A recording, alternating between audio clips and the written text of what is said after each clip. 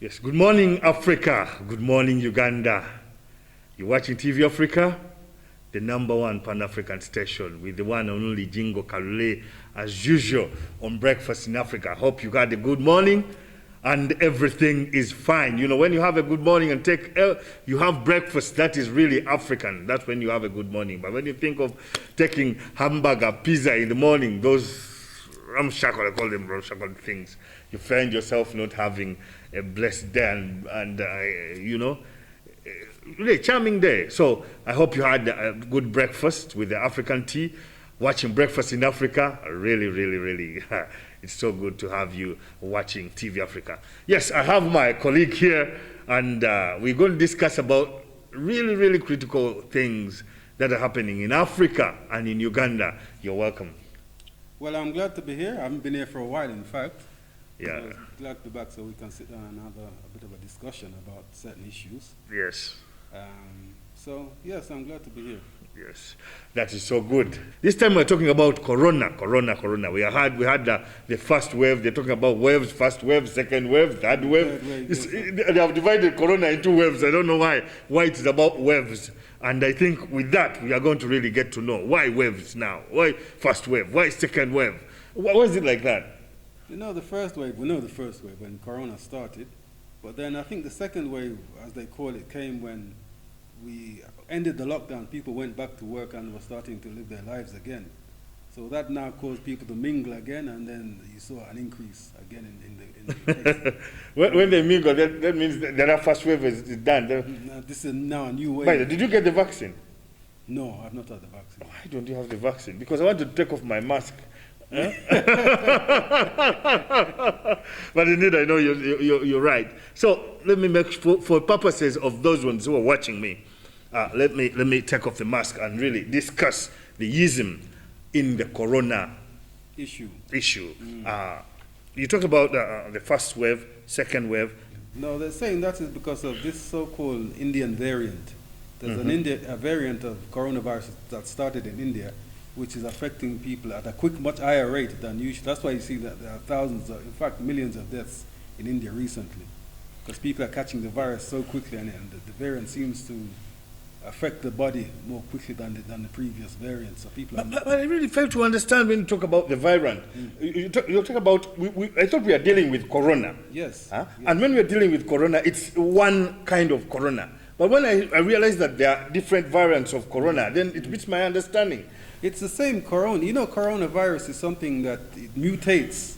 Yes. It can mutate. So it's like flu. When you get flu this year, your body fights it and seems to have defeated it. Yes. But next year, you can get flu again because the flu virus itself mutates. So every year it comes slightly different. That's why it still affects it. So they're saying coronavirus is similar to that. And there are variants. One is the India variant. There's another one is from South Africa. So every country have their own kind of corona? What really, but there are specific variants that they've looked at, they've realized that are very contagious.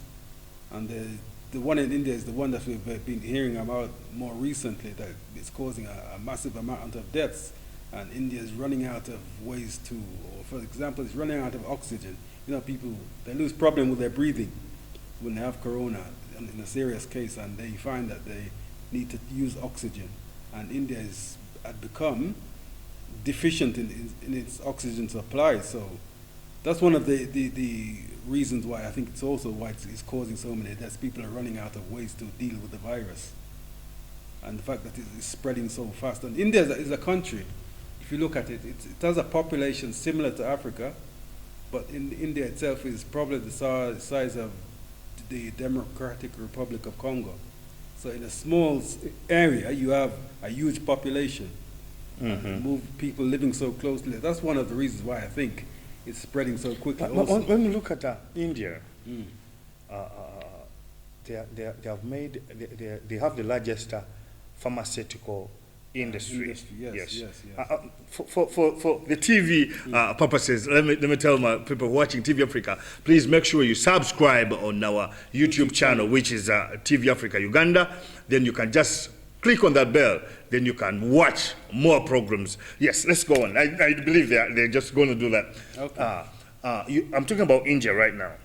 India has the widest, I think, a wide pharmaceutical industry, that side, whereby they have made a lot of vaccines for different diseases. And with Corona, I think they are the #1 producers of these vaccines that are being used in different countries.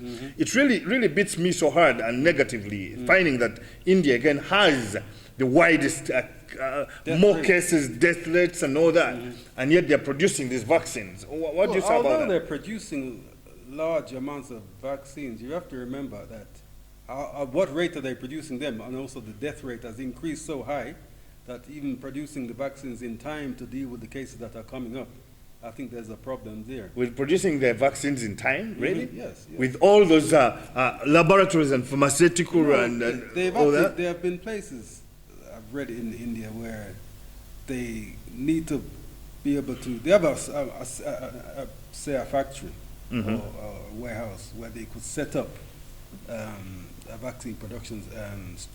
I don't think they can.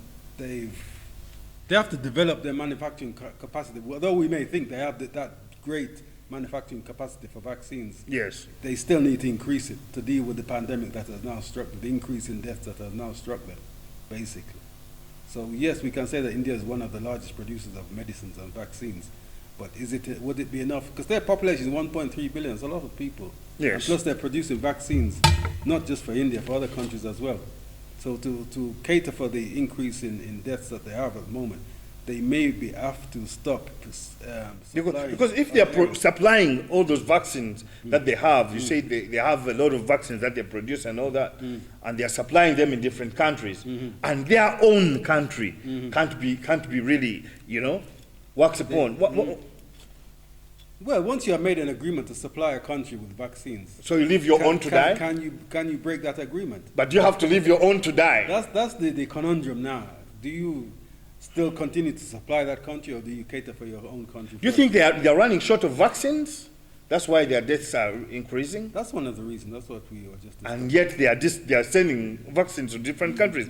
For the purpose of Uganda, you realize that Uganda has 44.27 million people, 44.27 million people in Uganda. And their the first person to get corona was realized that was on 22nd March last year, 2020. That's 22nd March 2020. We have 44.27 million people. Yes.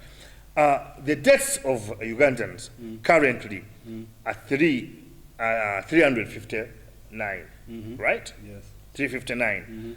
Yes, something like that. Those are recorded cases. And the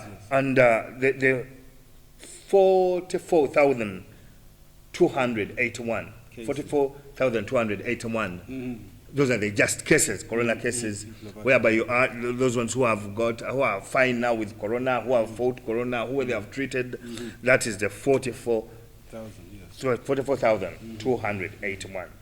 Now, what am I trying to say? They are expecting this wave, as they call it. But I've seen the Minister of Health, the health ministry itself, telling people to vaccinate, telling people to do this and that, telling people to have masks, wear masks, social distance, all that. And now they are talking about the wave coming. Can it affect that one again who's already vaccinated, that wave? Secondly, why are they only talking about vaccinating issues, taking drugs issues, distance, social distancing? These things have affected people, by the way. Yes. And they're not talking about how to increase on your immune system and handle your body and prevent the corona. Why is it like that? Let's go back to the second wave. Can you tell me, what do you think about the third wave? You call it the third wave. The third wave of corona in Uganda. In Uganda, I think that one is based on this new variant, this new India variant. So people are worried that it's going to spread very quickly. In fact, over the last few weeks, I've read that a number of cases have been found of this new variant. So there's a bit of a worry because of the way it has affected India, that it will also affect Uganda at a fast rate. Oh, okay. Will it affect also those ones who do you think, what do you think? Those ones who are already vaccinated? Well, it's not supposed to. It's not supposed to, but we don't know. We don't know what will take place. It can affect some, because I've heard of cases where people have had the vaccine and yet they've died. Yes, they've died. They still get coronavirus afterwards. And there are people who have had it before and they get it again, get coronavirus again. So it's a very complicated matter to deal with. When you talk about the first wave, second wave, third wave, don't you it is said to be engineered. The coronavirus was engineered, said to be it was engineered in China, in Wuhan. In Wuhan, the Wuhan yes. Virology. So when you say it was engineered, put that aside. Then they say first wave, second wave. Don't you think, and they say the first wave is just there, the second wave is more stronger than the first wave, then the third wave is stronger than the other one. When you look at the engineering and all that, don't you think they are engineering different waves? Some people talk about that. Not necessarily. I can understand why you can't say that the second wave come, because people now, they were locked down, they now... Someone thinks they are making something stronger, you know? You might think of that in terms of these new variants, but the variants are not all over the world. They're only certain areas like India, South Africa, and Brazil. And I understand there's also one in the UK. But in terms of the second, I can understand why the second wave came. People started to mingle again, so you can understand that if people had been kept away from each other and the virus has died down, once they start to mingle again, there's a chance that it might start spreading again. But in terms of the third wave of these new variants, you might be a bit suspicious how a new variant comes along that spreads more quickly than the previous variants. So there might be some suspicion there. But I've not researched to look into that too much detail at the moment. Okay, so because when you talk about the waves, you get so scared and say, are they engineering something different again that is stronger than the other one? Because when someone tells you this first wave was simple, but the second wave that is coming, my friends, stay in lockdown, indoors. Then the third wave that is coming, people social distance. This one is you know, it means. It gives shock to people, because my research, I found some people saying, you know, what do they mean by the first wave? There's something they're engineering again that is more stronger than the other one, and what is their plan? Because the genesis of all this was they engineered this disease in Wuhan. Whereby now, I had again some other question, someone, you told me that there's again some research taking place, saying it maybe not Wuhan. This thing must be coming from somewhere else. Has become the main argument. Over the last couple of weeks, even the US is talking about looking again at Wuhan as the main source of the origin of the virus. But there are other, for example, I've read a story, which I've also just read, that some are claiming that some Chinese scientists stole the coronavirus from Canada and took it back to China. Whether it escaped from there, we don't know.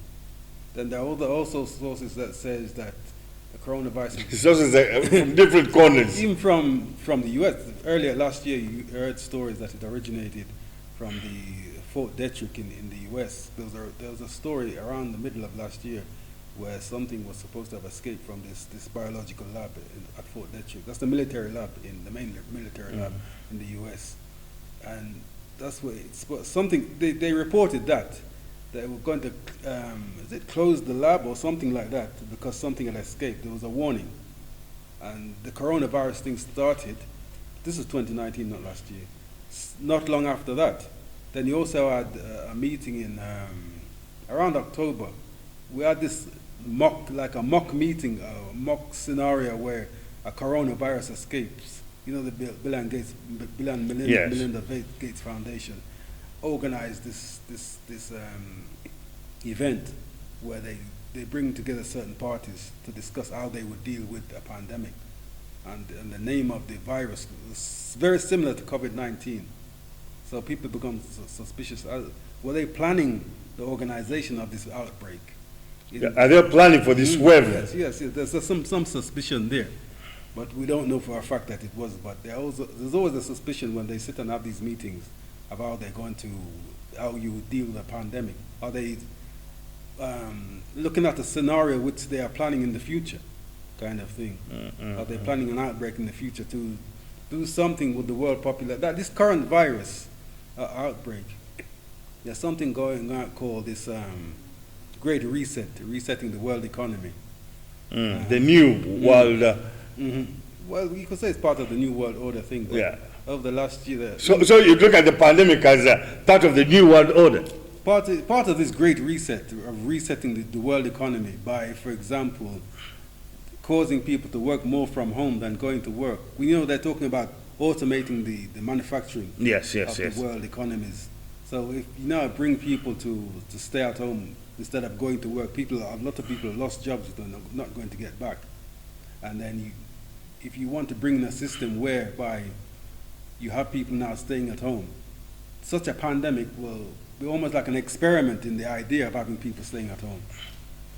So I'm looking at the pandemic, how was it, because I don't think it was engineered, for example, to aim at Africa, because the amount of people that have died in Africa has been very minimal compared to the rest of the world. But there are other reasons as why they are minimal. They are minimal. You might engineer something, send it to Africa because of climate conditions, because of how we feed, because of No, a but lot of you have things. to remember that they also know about that. They research. The research about Obviously, us. they're going to research how will it affect Africa to a certain extent. So they may already know that it's not going to affect Africa that much.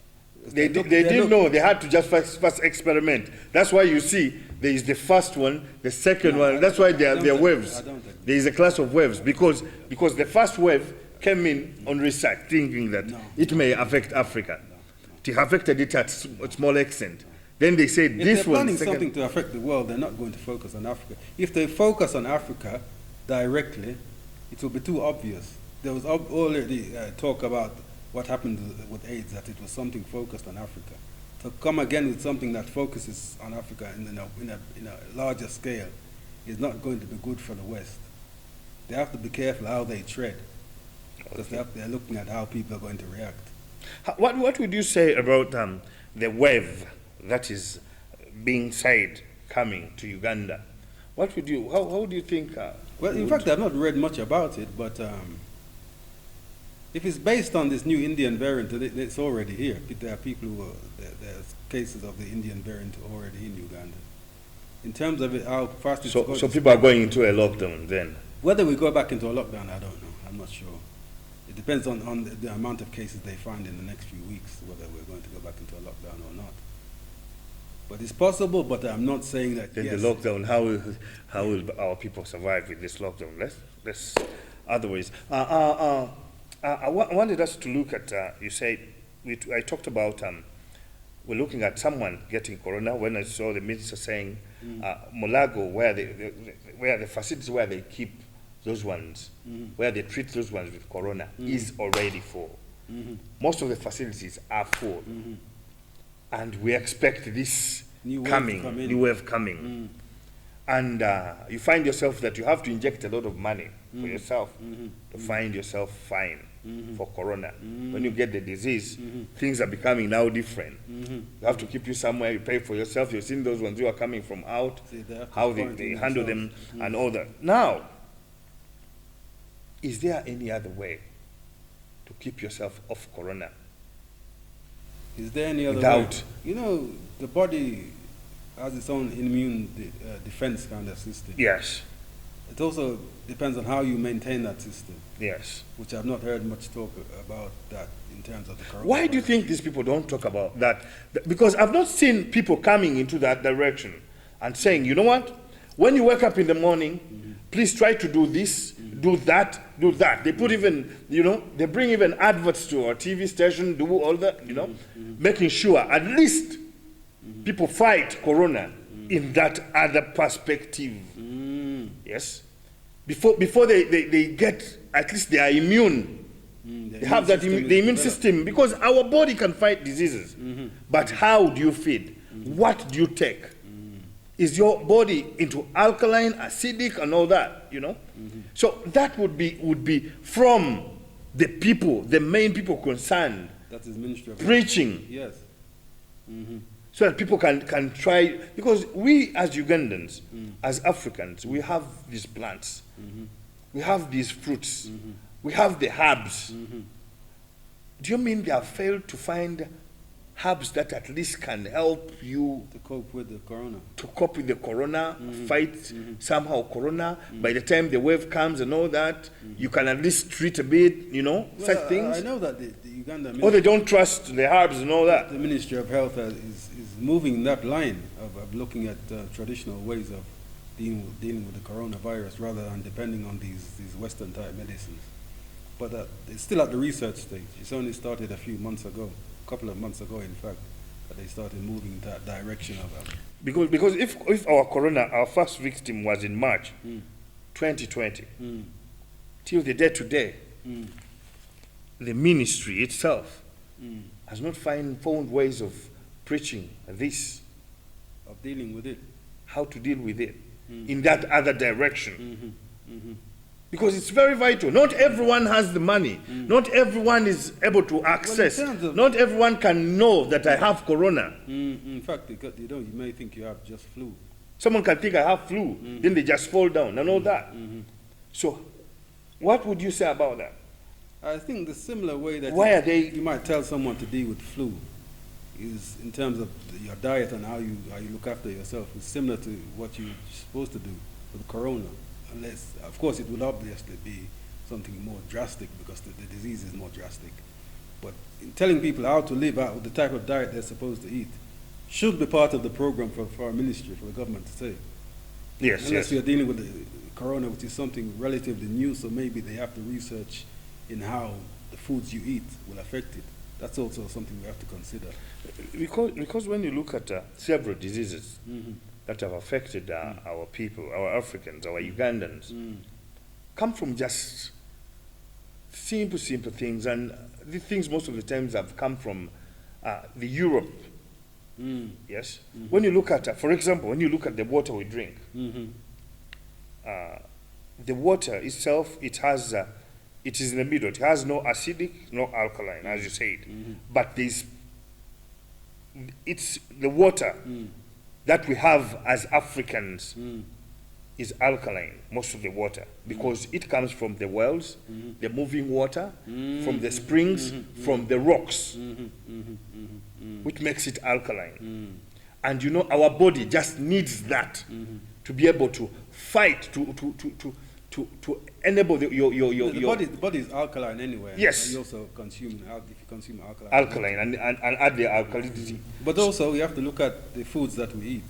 What people may not know is a lot of the meat and dairy products that we eat is acidic. Yeah, It yeah. causes or enhances the cancer production in your body. Because the people we're not consumed to eat. Though we eat meat and we take it as a normality, our bodies are not designed for eating meat. In terms of, if you look at the length of our intestines, it's a certain length which is similar to a vegetarian animal. Whereas an animal that eats meat naturally Yes, yes, yeah. has a shorter intestine and it is more acidic. It produces more acid to break down the meat in its system. And the meat doesn't stay in the system and become dangerous to the body, I could say. But in humans can consume a lot of meat, and we don't have the body that can break down the meat in a quick, short amount of time to prevent you developing diseases within the body from that rotting meat.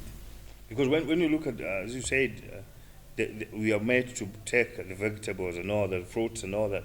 When we take some other foods, the meat and all, some foods that are acidic, whereby we get the acidic content, because that food takes long because of our intestines, takes long in your body. You find that it creates an acidic content, which acid content is what feeds the what? Cancer The cancer cell.